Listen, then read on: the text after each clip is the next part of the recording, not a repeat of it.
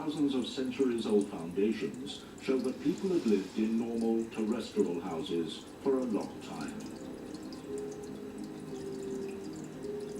Something must have driven them below ground.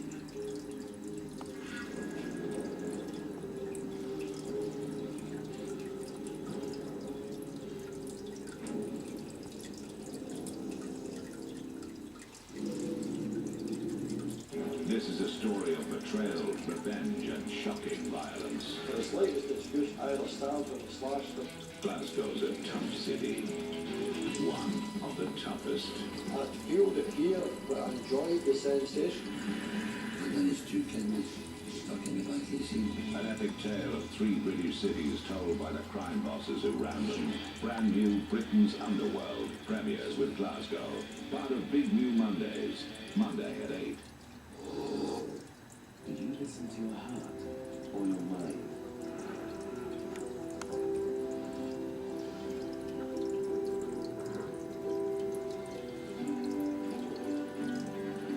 Listen to both your heart and mind. Beauty and efficiency together. The new iX35 from Hyundai with our new 5-year triple care package, including a 5-year unlimited mileage warranty. Hyundai.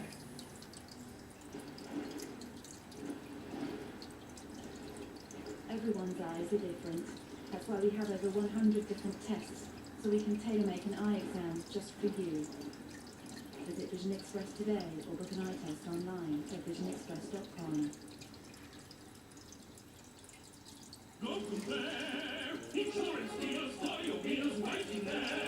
Searching for more clues as to why people abandon their homes, Easter Island's resident archaeologist Claudio Cristino goes underground. Tubo del agua. Mira, mira. Enorme muro. Sí. Un gran espacio. Una hermosa. Calvivieron esta estructura de entrada. Stone walls were built as a protective barrier to the cave entrance. Sí, tuve el enorme trabajo de acumulación que hay para cerrar la entrada justamente y permitir que el acceso sea muy reducido. Que uno tiene que entrar realmente arrastrándose al interior, probablemente con la posibilidad incluso de camuflarlo bastante bien, que se detuviera el acceso. Sí. It seems the shelter was designed to keep something out. Other evidence points to a story of a besieged people. Y vemos que tiene muchas veces muchas entradas, sabemos que esta tiene una entrada en el fondo, ¿no?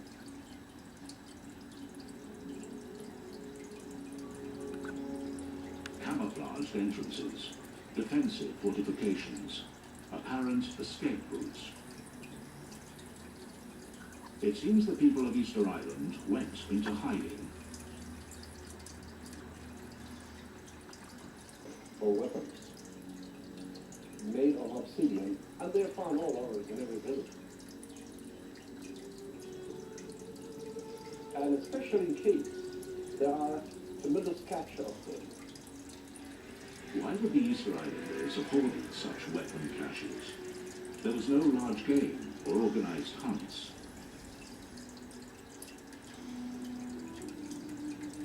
These spearheads were made for combat.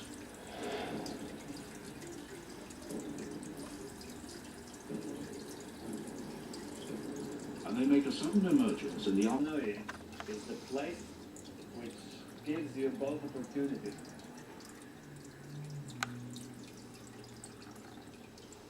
The entry to uncharted territory lies on a vertical face of a cliff, some 30 meters high.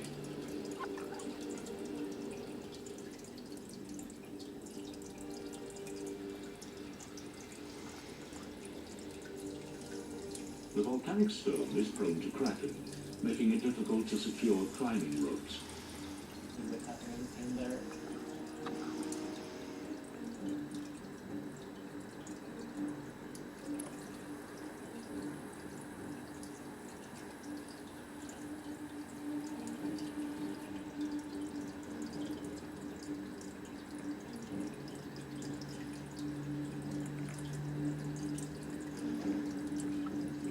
Caves like these are providing tantalizing clues as to what happened to Easter Island's once thriving community.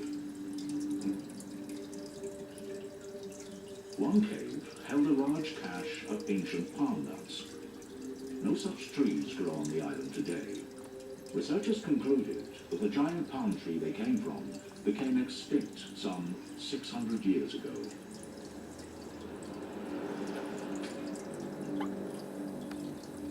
Around that time, other plants and trees also appeared to have died off, along with an entire ecosystem. Root patterns, still evident in the soil and ancient pollen found at the bottom of lakes, all point to a once verdant paradise, rich in flora, suddenly lost.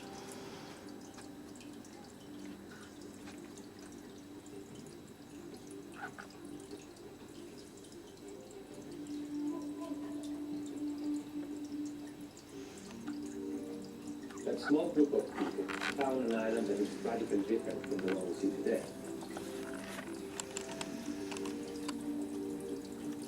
Easter Island was once home to some 16 million palm trees, each of them laden with sugary sap and nuts.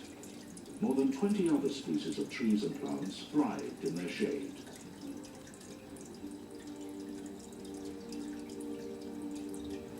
The island is covered by a dense forest, dominated by a giant palm. For a small group of colonists of, let's say, 50 people, this was paradise. They had surface water, springs, maybe small rivers, millions of birds, uncharged waters with quite a large quantity of resources. And the early settlers took full advantage of the bounty on offer. Slash and burn agriculture, it could be very destructive. They were clearing larger and larger expanses of land, cutting down the forests to feed more people. Over the centuries, the population grew by the thousands. Trees were harvested to make canoes and shelters, but much of the tall timber that once covered the island was felled for the sake of one singular obsession.